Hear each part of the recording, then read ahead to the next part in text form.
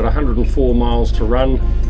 Got my cup of tea ready to go and start bringing the anchor in, and we'll head around to the port and pick up the track.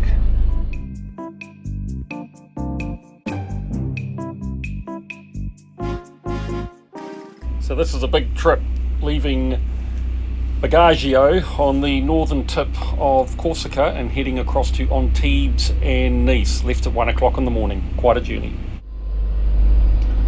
Okay, we're going a little bit quicker than normal today. So we got there about 8 knots. Probably slow down just a little bit. Want to try and arrive in Antibes at 4 o'clock. At the moment it's got us there at just 3:15 in the afternoon, so happy to slow down just a little bit. We'll just get on our way though. See the water temperature starting to drop off now, 19.5 degrees. Certainly getting below that 20 mark pretty regularly now, and it's 1:27 in the morning. Steering 285, we've got follow route in there, which I'm very confident in now. I've had it running for about 20 hours and does a really good job of that. And we just started playing with the guard zone on the radar. So I've got the radar rings in there, see 1/4 mile, so the inner circle of the radar guard is set at 1/4 mile, and then the other one at just under a half. And had that set up, it's on. First time an object came into it, the alarm went off. After that it hasn't. So I'll use this trip to learn a little bit more about that and just investigate that a little bit. Anyway, looks a bit strange having it there like that at the moment, but I'll get my head around it. I want to set the radar guard for an alarm up so that I can maybe get a snooze in the middle of the day once I see that it's clear all around. I'll put that alarm on and set my alarm on my phone as well. Wind speed there, just 6 knots, and wind direction from the southeast, 157 there. So yeah, here we are on our way. It always feels a little bit funny leaving at night, much more aware of things like exposed rocks and that. There was one just out to the right of us. You know, you can't see it, but it's on the map, so if it's on the map, just stay well clear of it. These areas are pretty well surveyed anyway. You can see one of the survey lines there in blue. So been a lot of boats around here for many centuries, so exposed rocks have certainly all been found. Anyway, we're on our way, and yeah, I'm feeling good about it. Forecast is still very good.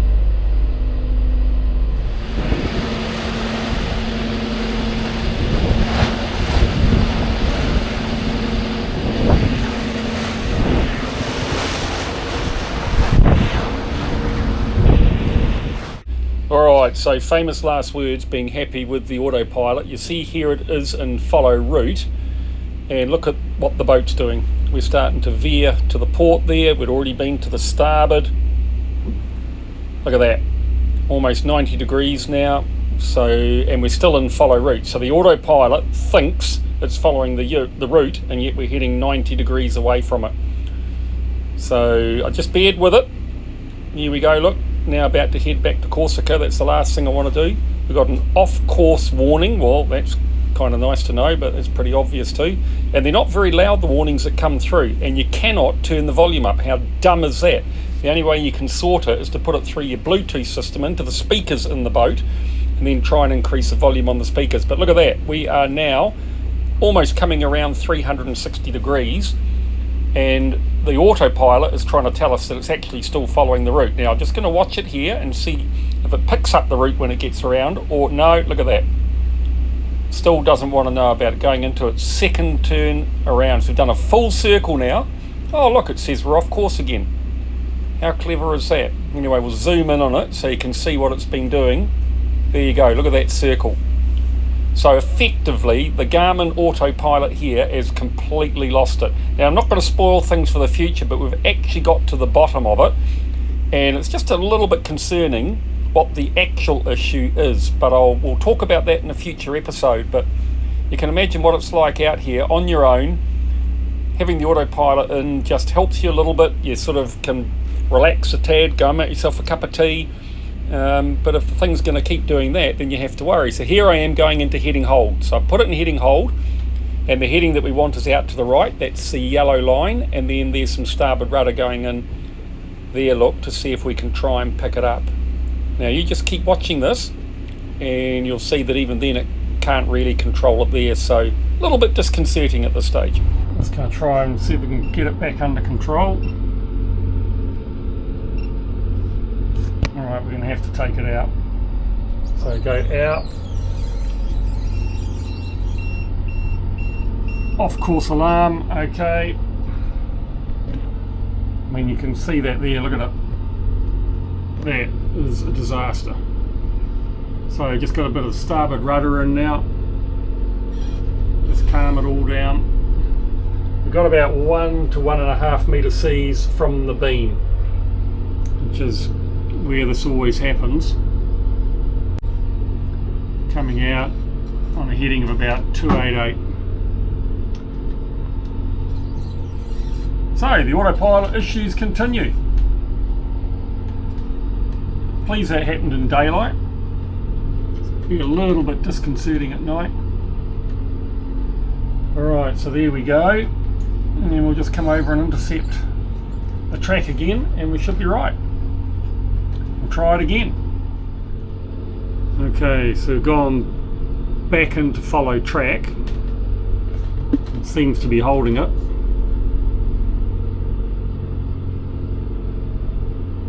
I'm going to have to talk to Garmin about this, and probably Nordhavn as well, but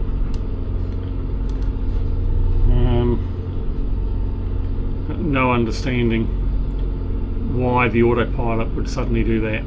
It's been great all the time, but it seems like the minute we get up into a, well, not even a big beam swell, I mean we're talking maximum of 1.5 meters, it comes to a point where it just loses it, and you get it back on track, put it into follow route, and it holds it again for a period of time. So we'll just keep a close eye on it. So making good progress, 33 miles to run. There's been a slight change of plan. I'm now going to go into Nice. One of your favourite girls, Renee, is coming to see me for the weekend, and she flies into Nice. So it's only about 9 miles north of Antibes. So thought I might as well go in there, and got a marina, €34 a night, which I mean, compared to where we've been, that's just fantastic. So going to be there for 3 nights, and we'll decide what we're going to do from there. But in the meantime, I can get some maintenance done, some cleaning done, and yeah, it should be great. Renee's bringing a friend over, Alice, so you get to meet Alice as well, and be nice to be back in Nice. It's where Fiona, Paul and Glynis and I met when we headed down to Monastery, you'll remember. Anyway, autopilot's been behaving itself now. We're still in follow route, and swell outside. Oh, it's probably up to about 1 metre, 1.2 I guess, thereabouts. So not too bad, just a beam one though, so as per usual that just makes it that little bit sloppy, but anyway, yeah, it's okay, it's okay. Won't be able to see it in much detail, but that's Monaco out there, or Monaco I should say. Yeah, it's a bit of a shame to be passing these places up, but I'm still convinced the right thing for me to do is keep making track miles while I can, get down towards the Spanish coast. But got to go past some places I'm afraid, and here comes Nice. There's 7 miles to go now. Big night, big night. Got all the lines ready, fenders out, and we're going to be side on to the berth apparently. And there she is, right downtown in the middle of Nice. How cool is that? 3 nights, €100.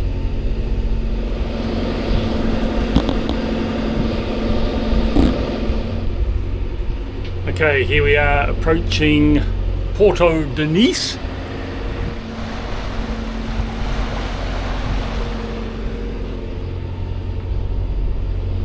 A little bit of a curved track into the port just to avoid some live firing area, although the yachts out there seem to be completely ignoring it, but still. So first time in anger, coming side on my own.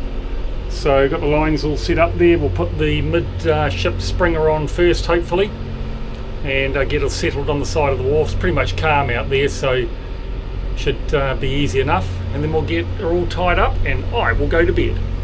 I'll try and get what I can of this on video. My suction pad on the camera is not working. It just keeps dropping off after about a minute or so. So I'll see what I can do with the handheld anyway. Okay, just coming up to the entrance to the port. There's the Lady Christina. Bringing the autopilot out. Just come back to idle. Got a whole lot of these P-class yachts ahead of us. Give them a bit of a berth. Your old Command. Christina O. Classic ship. Beautiful. Very, very nice. Bow thruster on. That's great seeing these kids out here doing their P-class sailing. A couple of girls in a boat there. I'll be up on foils soon, no doubt.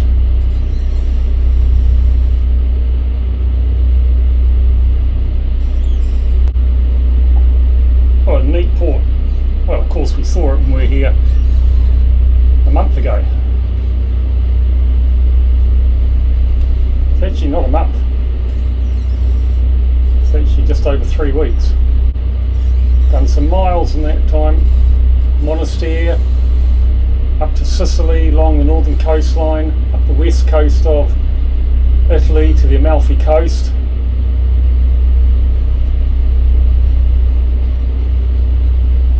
Around the Amalfi coast a couple of times, island of Capri down to Naples. Went up to some of the islands to the north, leading up to Tuscany, and then finally Corsica, and then into here. So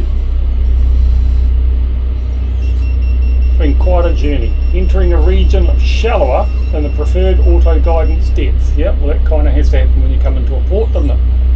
I'll take the stabiliser off, as in singular. But tomorrow I get the new part and I can fit that. We're back to 2 stabilisers. Off course alarm, that's okay too. We've taken control. Well, it's been a long night, 15-16 hours. I am going to get tied up nice and secure, and then I will have a berg sleep. Well, a sleep. Yep. Well, there's a few mariners over there by the look of it. I suspect I have to swing around and go onto that floating pontoon.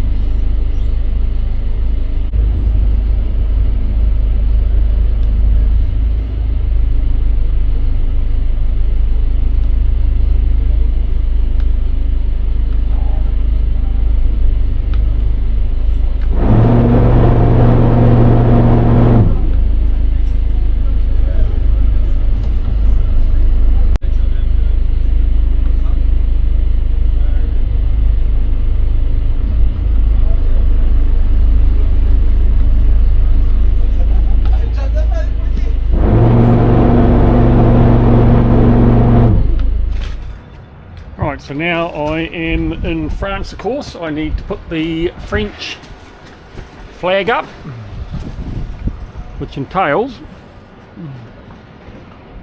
me getting up here, taking down the Italian flag. I just wasn't prepared to do that while travelling solo on the water, mostly at night. So now we are in Nice. Right thing to do is get the French flag out and fly it above Awanui NZ. Right, so here we go. French flag out, Italian flag done with, and will be kept obviously, but never to be used again. Okay, here goes the French flag. Absolute courtesy to always fly the flag of the country you're in as high as possible. There we go, French flag flying. Welcome to France. Right, so here I am in Nice and I'm here for 3 days. I'm going to get some maintenance done, give the boat a good clean and just a bit of R&R. First thing we've got to do is get into the Watermaker. Going to put new filters in. Have a look down here, getting a little bit grubby now. We've probably made about 3,000 litres of water, so I'm going to change the 5 micron, 25 micron and the carbon filter, and then there's the high pressure pump and that needs an oil change, so I'll do that. Same oil as the engines use, so that's cool, and it's the same for the crankcase as well, so that's going to be quite nice and easy hopefully. And I've got to do an engine oil change, check the anodes, check the impeller, do an oil change in the crankcase. Yeah, so a bit to do, to be honest. I'm going to be busy and we'll just take you through it step by step. Do the 25 micron first.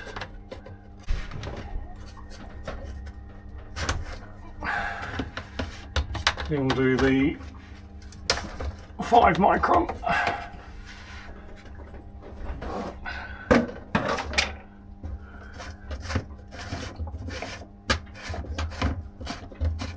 A little bit of water comes out, not much though, just getting out of the top there.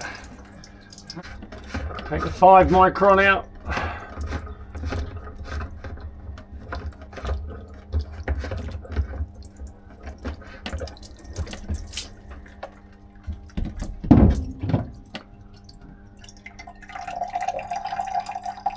Yep, both pretty dirty.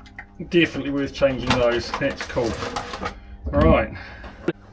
Alright, so 25 micron here, 5 micron here, and then the carbon filter.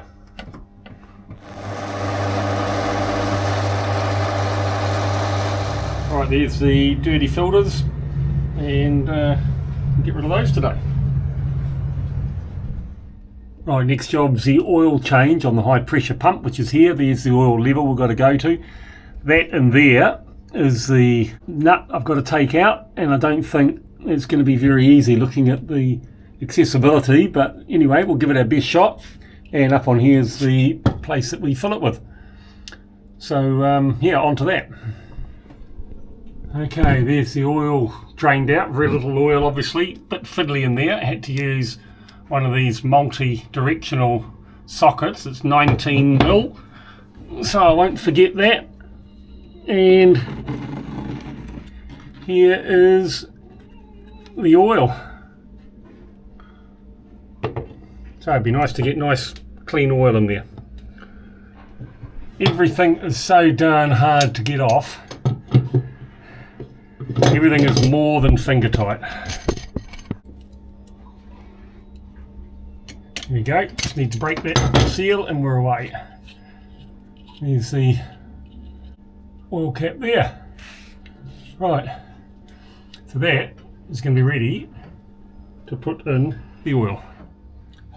Okay, so we'll put the oil in the high pressure pump for the Watermaker.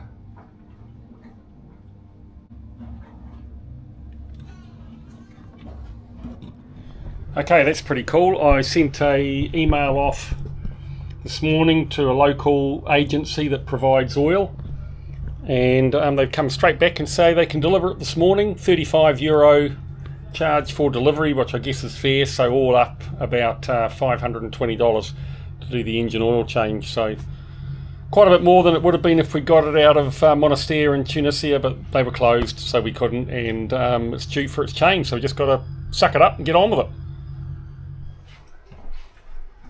Right, so Fiona would be proud of me. Just tilt this camera up a little bit.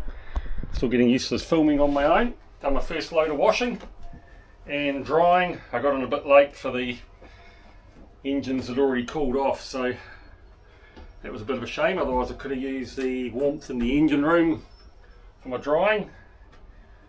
So it's my first load of washing. Pretty cool. Nice change of clothes. Oh, getting quite good at this domestic side of things. Haven't done too much cleaning inside yet, other than keeping the galley nice and clean. Anyway, first stage. Oh, tea towel, that can go in the galley. Alright, so the next job is, this is the reservoir for the high pro steering system, and looks like there is still just a tiny wee leak from that valve that we put through over the back here. So a little bit of oil coming out along here. Just going to clean all that up. And then, a bit like the toilet, it's a bit hard to stop it because it's probably not the perfect valve for the job, but I mean it does do the job.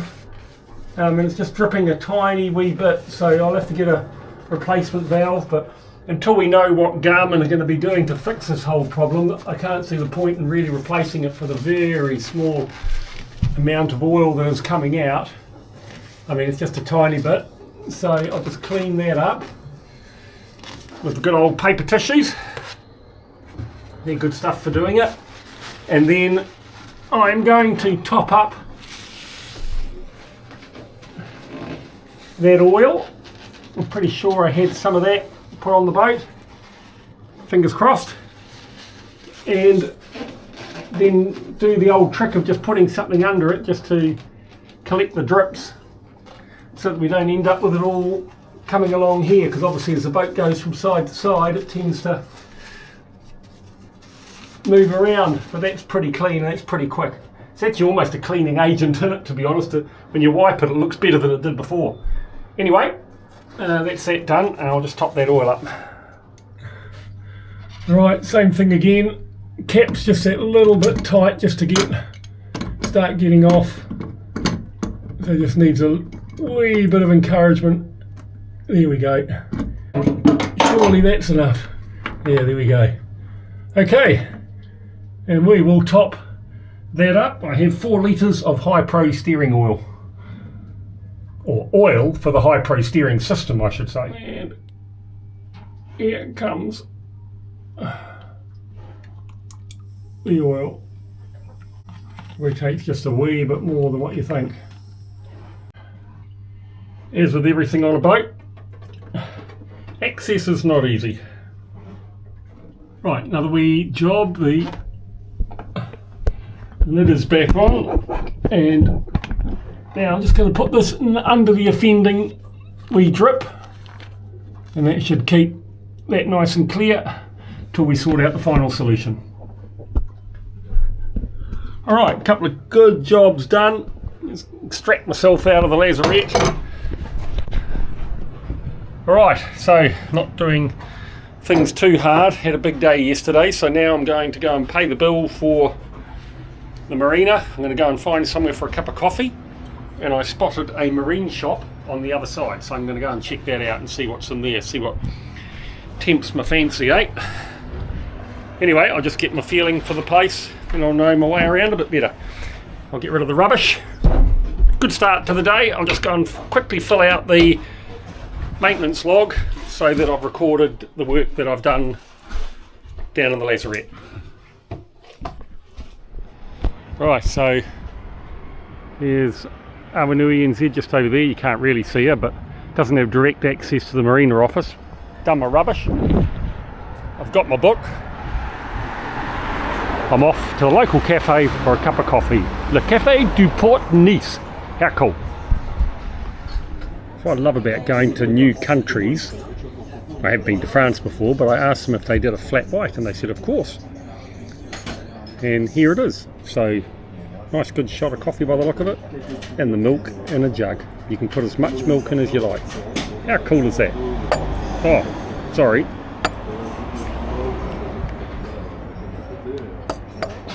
There you go. Get your heart out, Cafes New Zealand.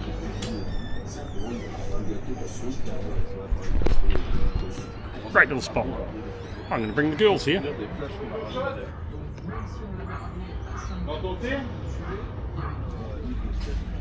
Tu veux me le ramener parce que lui il a la remorque et il m'a dit il est trop large. Il me dit ça passe en faire pareil.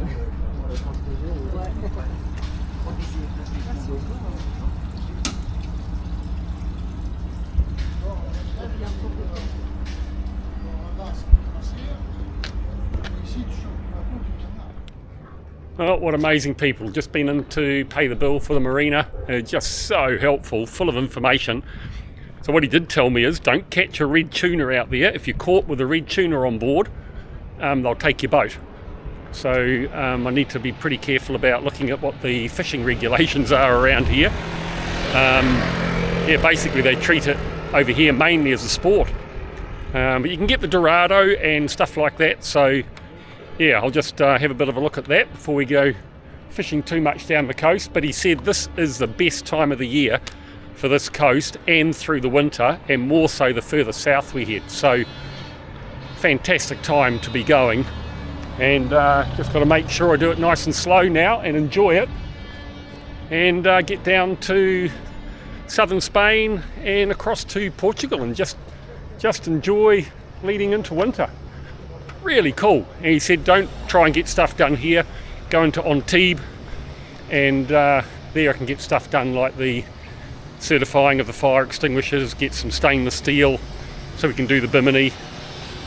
Yeah, so I'll start working on that as to what I can get done down there. But absolutely beautiful, and they just go out of their way to try and be helpful. Fantastic.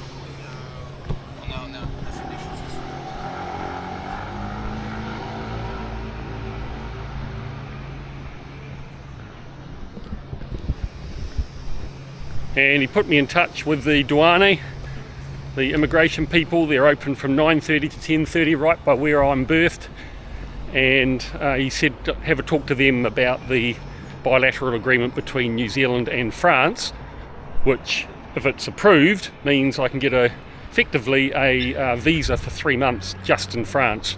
Probably going to have to try and activate that on the Atlantic coast, so otherwise I might have problems going into Spain and Portugal, because they may just say, hey, you've used all your Schengen time up, go away. So anyway, oh, what the heck that was. That was a big explosion. Wow. Anyway, it's all good. It's all good.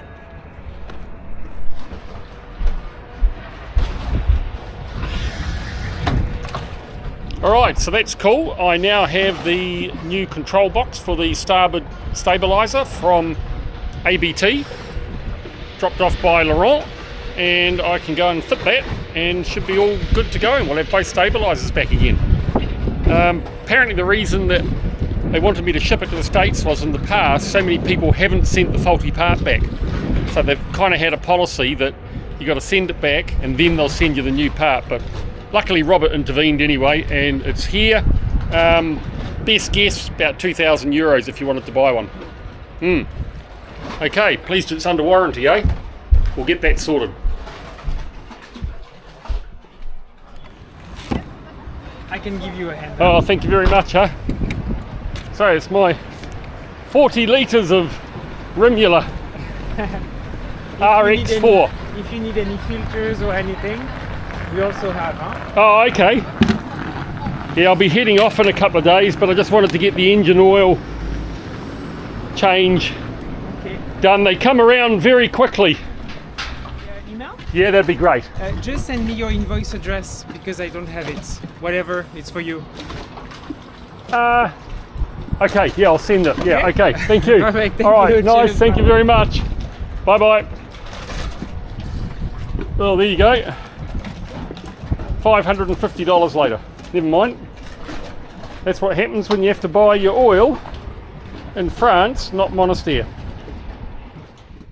Here we are in the engine room, and got a bit of work to do in here over the next 2 to 3 days. So previous episodes went into detail about changing the oil filters on the main engines and doing an oil change.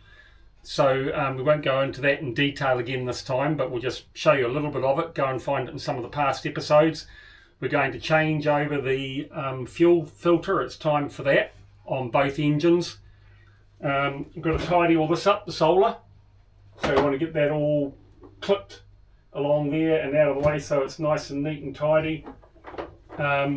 We've got the control box for the starboard stabilizer, so I'll fit that. I'm going to do that in a minute. I'm going to check the anodes again. In a past video we've gone right through how we do that, so it'll just be a quick glimpse of what we're doing there. I'm going to take the seawater pump housing off and check the impeller on both engines just to check how they are. It calls for a replacement, but yeah, if I take it off and they're perfectly good, then I'm not going to put new ones on. I just can't see the point in that. There's no need to do that at all. I'm going to have a good look at the engine cooling system. I want to work out where everything goes there, and we're going to go through the cleaning process for the air filters. Now, may not be able to do that here in Nice. We want to spray it with a cleaning agent, and then also we want to spray it with a lubricating oil. So I couldn't get either of them here in Nice, but they reckon on Tebe I'll be able to. So might have to put that off for a couple of days. We're going to check the crankcase out again. We did that in detail on a previous episode, but we were unable to get the nut off that opens up so that you can have a look at the filter in there. So we're going to try and sort out a way of doing that this time. It's not going to be that easy. And there's a few just items to check off. Going around, having a look at the engine mounts, making sure they're all nice and tight and secure. Going to take one of the housings off the fan belt. Have a look at that as well, just see how that's going, or the accessory belt on the engines, and they're just replaced as needed, but it would be nice to have a good look in there and check that they're all right. Yeah, so it's going to be pretty busy. I want to look at maybe topping up the coolant, and it does call this time for a bit of a look at the heat exchanger as well. So one of the first things I've got to do is absolutely identify what the correct engine is. Apparently it's 4045 AFM. I just want to make sure it's an AFM, not a SFM model, because they are quite different. So I'm just going to establish that absolutely once and for all. They're quite hard to get to have a look at the plate on it. Anyway, yeah, so there's a bit to do down here. We've got to get the fire extinguisher system checked. That's supposed to happen every 6 months. And it's just quite difficult finding someone to come and actually carry out the inspection and write the date on there and certify it. But anyway, we'll get on to that as well. So busy, busy, busy. And we're going to have a tidy up. All the stuff that came from New Zealand, that's going to get put away, and we're going to find places for things. So yeah, should be fun. Watch this space. Right, first job to do is the starboard stabilizer. So we take the power off to the stabilizers. There it is, going off. Here's the new unit they supplied. Got to take this bracket off it, and then it's a pretty simple process just to go in the back there and put the cables on and then screw it onto the plate that's there. Shouldn't be too hard a job at all. A few minutes work, hopefully. Okay, so quite tight spaces in here to work in, but we'll make that work. And we've got to get this on here. So it's got the ones down there, that'll only go on one way. Right, there's all three cables connected up. And now we just got to get these little screws in and little nuts on the back. Right, that is not easy to get at, but anyway, fiddly, fiddly, fiddly. Okay, that is on and done. All right, next job, I just want to check the Seacock strainers. I'm going to look at those each day just through the glass to check that everything looks all right, but today I'm going to take them off and just check that the strainers are nice and clear.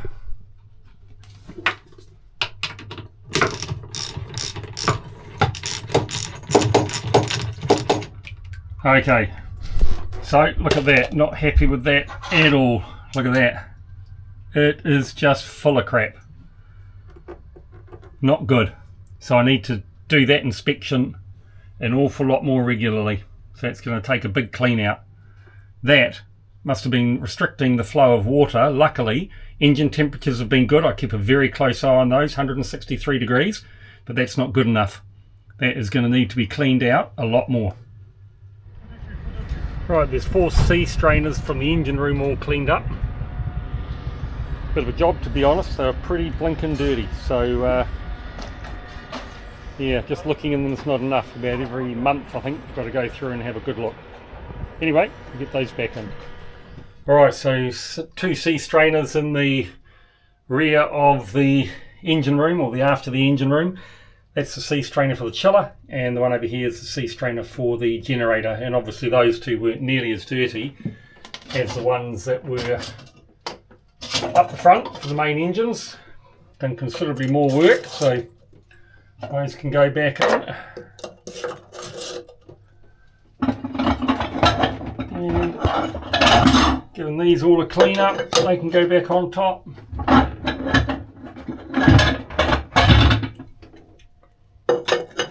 There we go, and we'll get all the bolts back in. Looks pretty good.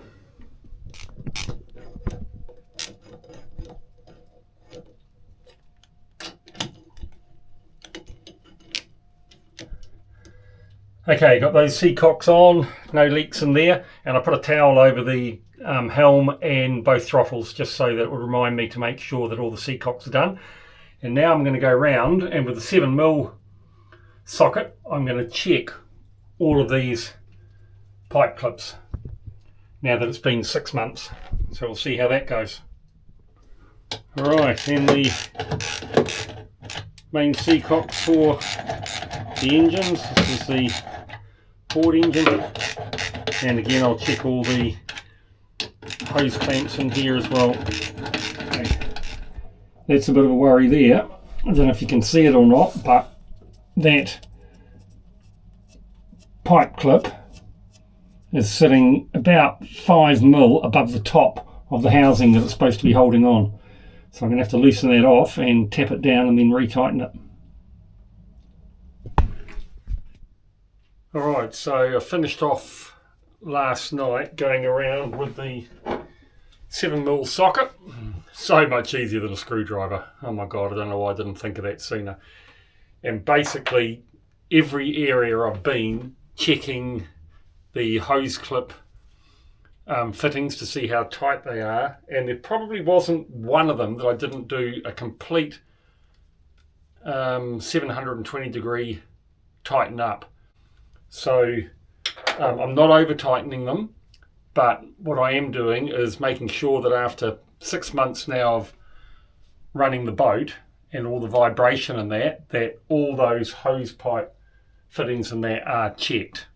So today what we're going to do is get into the main engine maintenance, and there's quite a bit that's got to be done after 6 months, and that includes the ZF crankcase,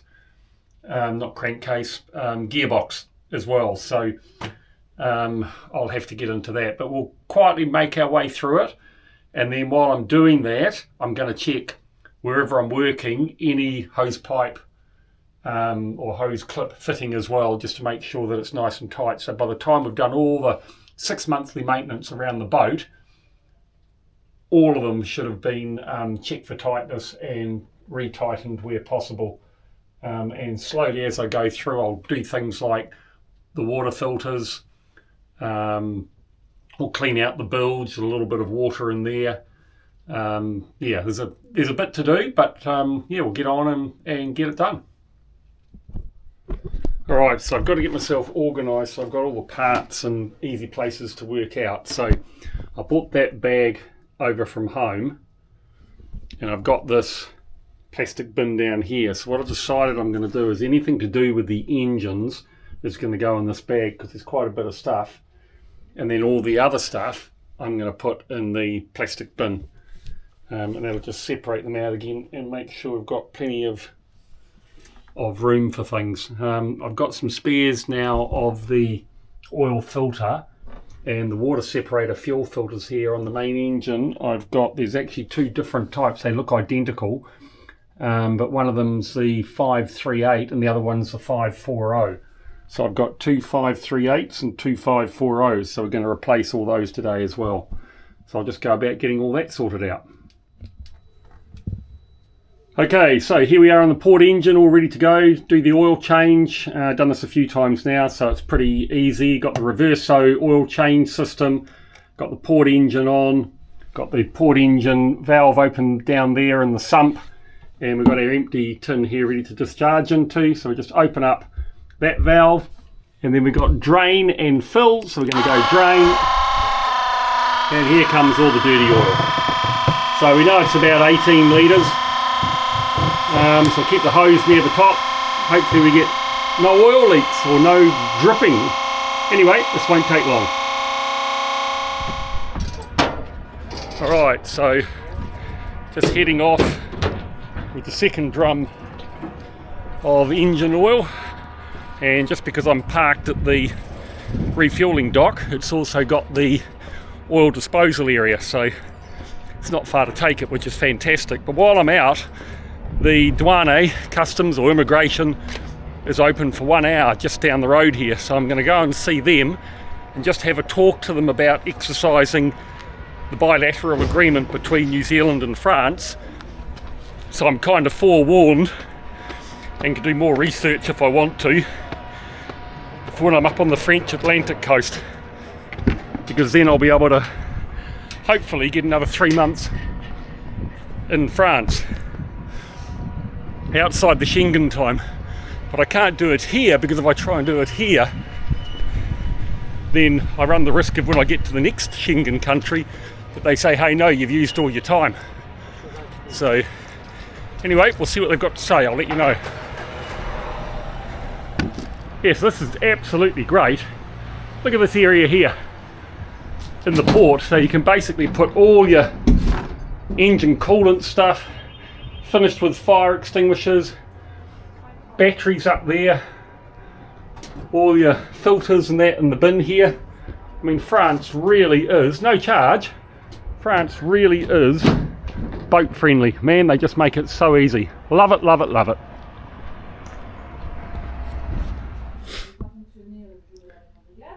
Well, here I am in the douane, or douane, I'm not 100% sure, office. So let's see what happens, eh? Obviously won't be able to record it.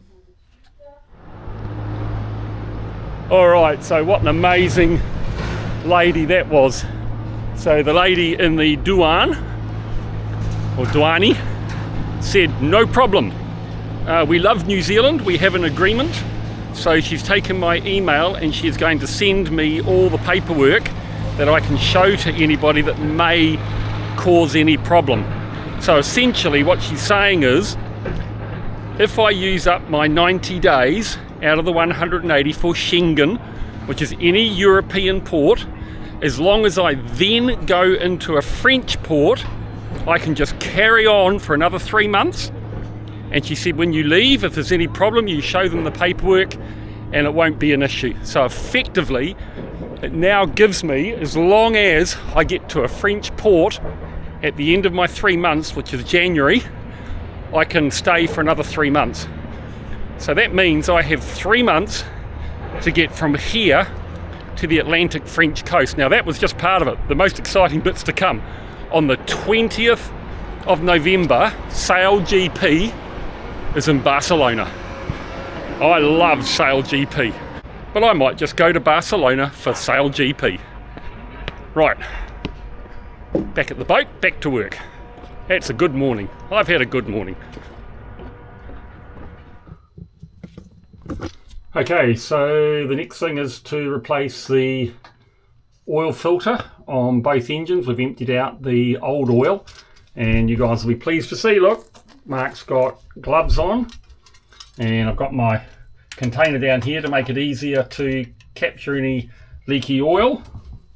So we are ready to go. Things are getting better and better each time we do this as we learn from the previous time. So got my trusty filter remover here. Makes life much easier. Okay, we've done this a couple of times before, so you know, it's like everything. The more you do it, the easier it gets. And just tuck that up under there, and as we loosen that off, only takes a small amount to loosen it off. Takes very, very little. Anyway, put that under there, and there we go. Look, oil filter starts coming off. Okay, so there's 9 litres of new Shell Rimula half 4X oil came out of that can that was left over from last time, so now we've got the empty can for next time. And we'll open up the valve. We put the new filter on, just hand tightened it. Do the starboard engine off, port engine on, and we can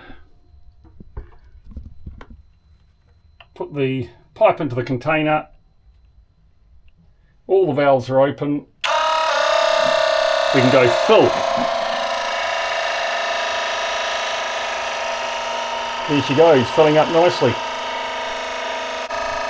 And we've got to do 18 litres, so here's 9, and then we'll have to get another 9 out of the new container there.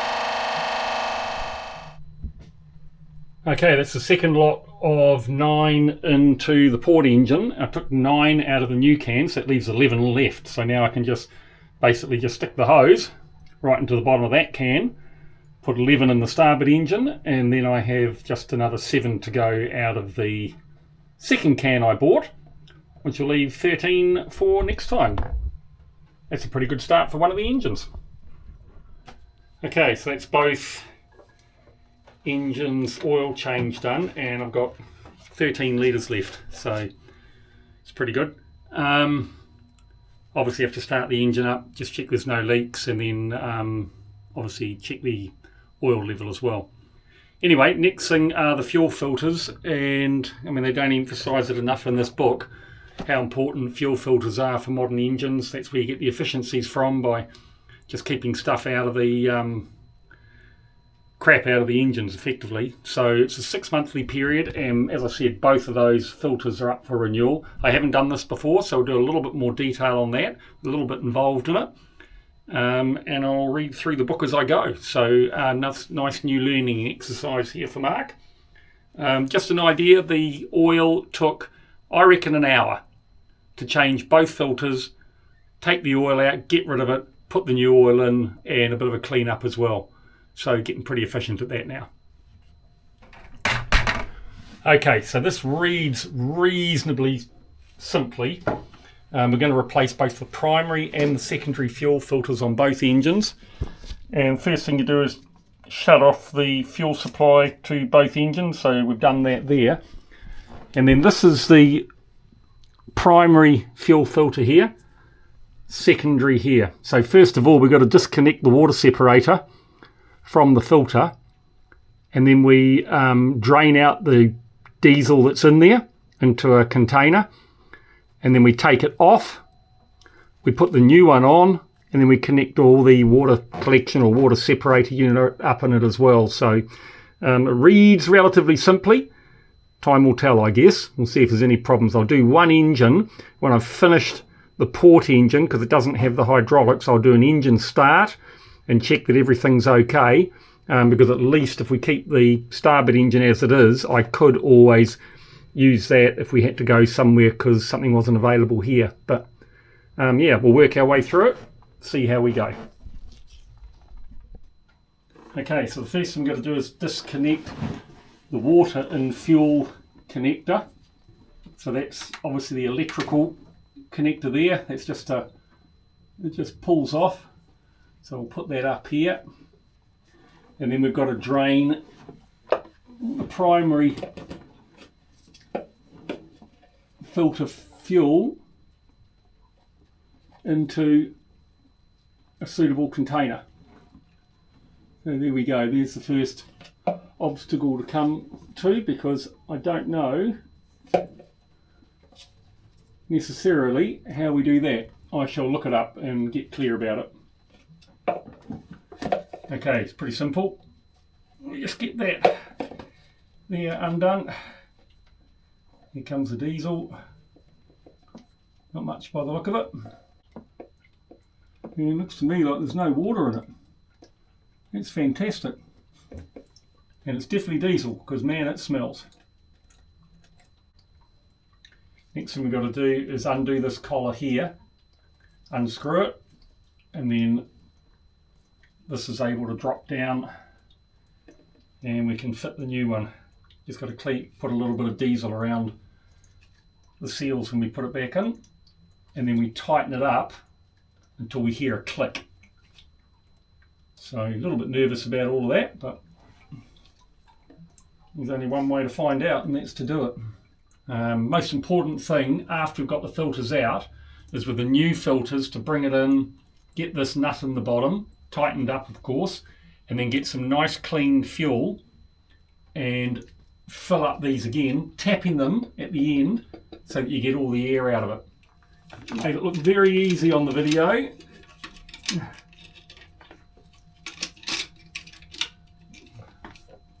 And just put that up there.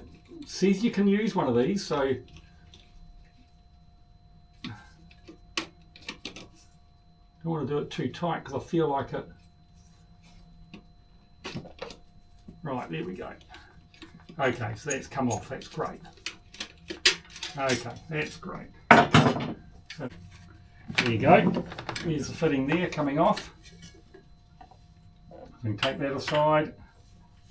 If we pull this down, get the cloth under there, that'll, when you're doing your oil or your diesel or something like that, you have plenty of cloths around, and I don't have a lot of those. Got to get more cloths. But when you're taking things like this off, make sure you've got something underneath it. Here we go, and there's a black washer in there, and there's a new black washer that comes with the filter, so I have to take that washer out and replace that in the new one. Anyway, that can quite happily sit there. Mark just kicked the bloody pot with the diesel in it. It's going to get harder as I get older. Not just as nimble as I used to be. Anyway, we'll sort it. I don't want the smell of diesel through the boat. I have guests coming tonight, so that's the last thing I want. Renee and her friend Alice. Anyway, let's get on and get this one off. Where did I, come on people, tell me where did I put the, here's the pipe wrench here. I'm going to get that up and around. Put a little bit of pressure on, you know, you just want to be a bit careful. So now that comes off. Now we take the thing we've got to be careful of here is obviously to make sure that the secondary, which is 521538, goes there and 40 goes there. So there's that. Okay, now I've got to go and get a litre of diesel because we definitely want to be able to put nice clean diesel back in these filters when they go up. So I'll come back when I've got that. Okay, so as I said before, I'm at the fuel depot, so the lady very kindly gave me a litre of diesel. Pair of long nose pliers paid to that, so there's the old seal coming off. We can dispose of that so we don't muck it up with the new one. And we put that seal on there. Although they did say put a little bit of diesel on it, so what I will do is just take the lid off this and put a tiny bit of diesel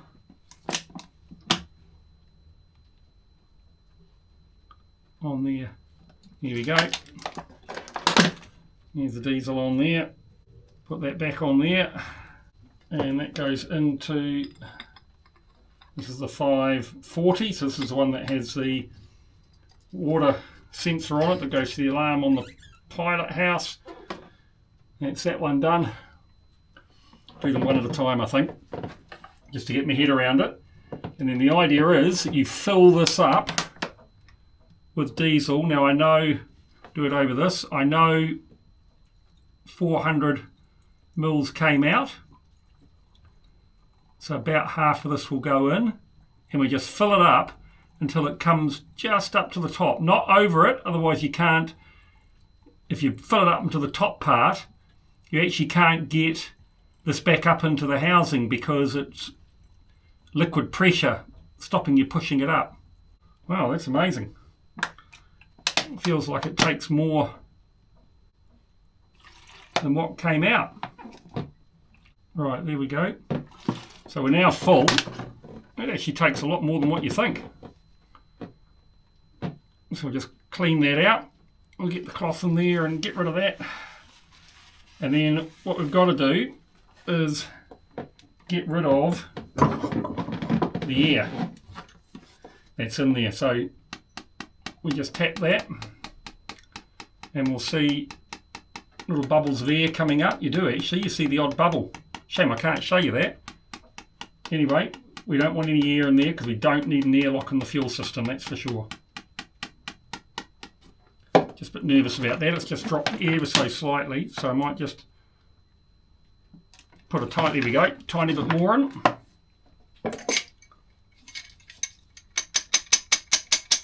Yep, see, a bubble came up. That's amazing. Then another bubble came up. Another bubble came up. Wow, they're quite big bubbles. So that potentially gets you an airlock in your fuel system if you don't get rid of it. Yep, that bubble burst. Burst my bubble. More air coming up. Wow, that is amazing. I would never have known to do that if I hadn't watched that video. Okay, another air bubble.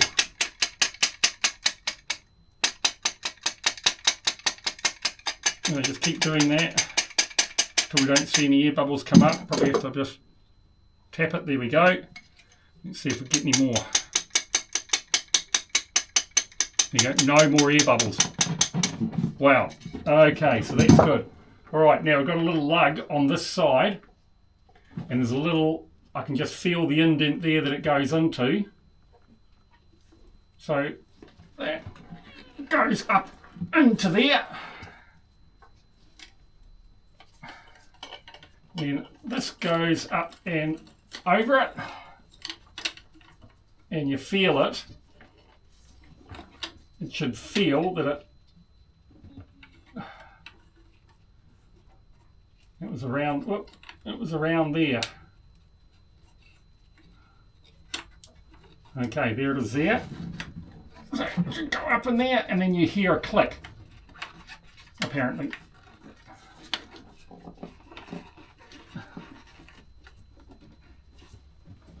Well, I haven't heard a click. So this is going to be the critical part, because that has got to be right. I think that was it. So the big thing's going to be running the engine. You know, if there's no diesel coming out, then you can only assume it's okay. Yep,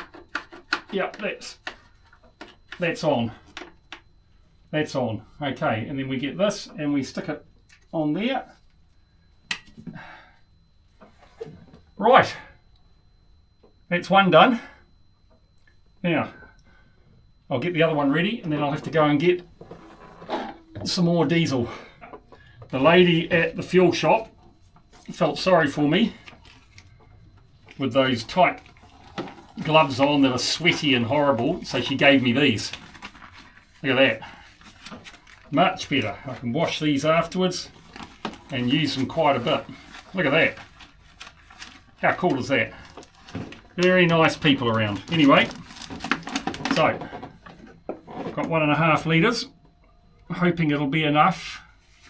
You always worry the first time you do something because, you know, like now, it feels like it's okay, but you just get nervous that is that seated properly, and there's only one way to find out, I'm afraid, and that's start the engine. So here we go, let's get the air bubbles out. Yeah, lots came up then. Wow, you just got to do this, eh?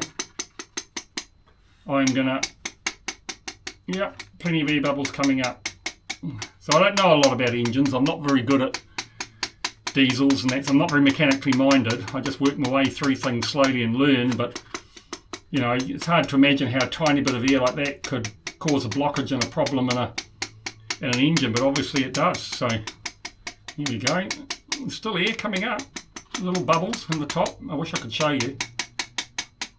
I'm going to have to sort some stuff out with the camera because I just feel like it's hard work at the moment getting you guys good shots, but right, okay, no bubbles there. Alright, so up here I've got that little slot again. There it is there, and I should be able to just turn that and it should slide up. Okay, so I've got the primary, secondary fuel filter on. Got the fuel valve for the port engine back on.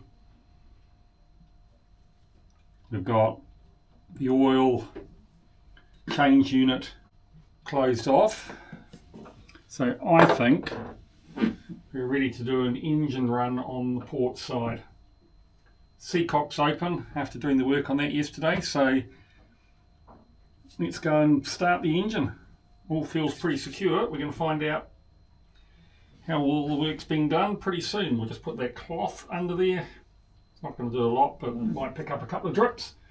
So let's go.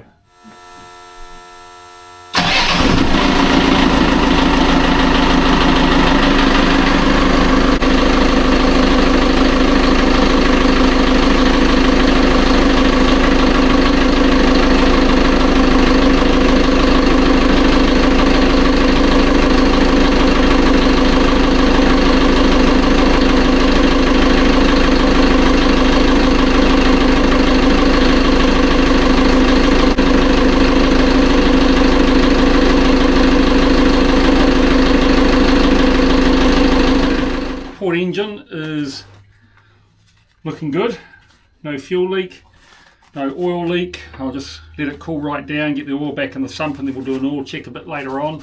Water's flowing out the back, so that's good. And then I'm going to go ahead and do the starboard side, and once that's done, what I've got to do is the crankcases and check all the anodes and hose clips. Well, it was amazing. So port engine took well over an hour, starboard engine took 20 minutes to do the fuel filter changes. So got my head around it now, understand how it all works and goes together, so should be good. I'll have to order some more of those filters, make sure I've got another replacement set. But yeah, it's all looking good. Ran both engines for 5 minutes, no leaks anywhere. So now we're on to the anodes. Okay, there are the 4 anodes out of the engines before they've had a clean up. Let's see what they're like once we've given them a clean up, eh? Right, and there are the 4 anodes after they've been cleaned up. So they are still all okay. They can go straight back in the engine, and we'll check them in a month. No problems at all. Okay, the anode's going back in. Oh, got to admit my back's getting a bit stuffed. Being down in here all day, I might have to call it quits soon. I feel like I'm probably not going to do things the best possible way. These ones over here are a bit harder to get to on the port engine, but here you go, look. There's one going in there. And then we'll get those tightened up, and then I'm just going to check on a lot of the hose clamps, and that'll be us done for today, I think.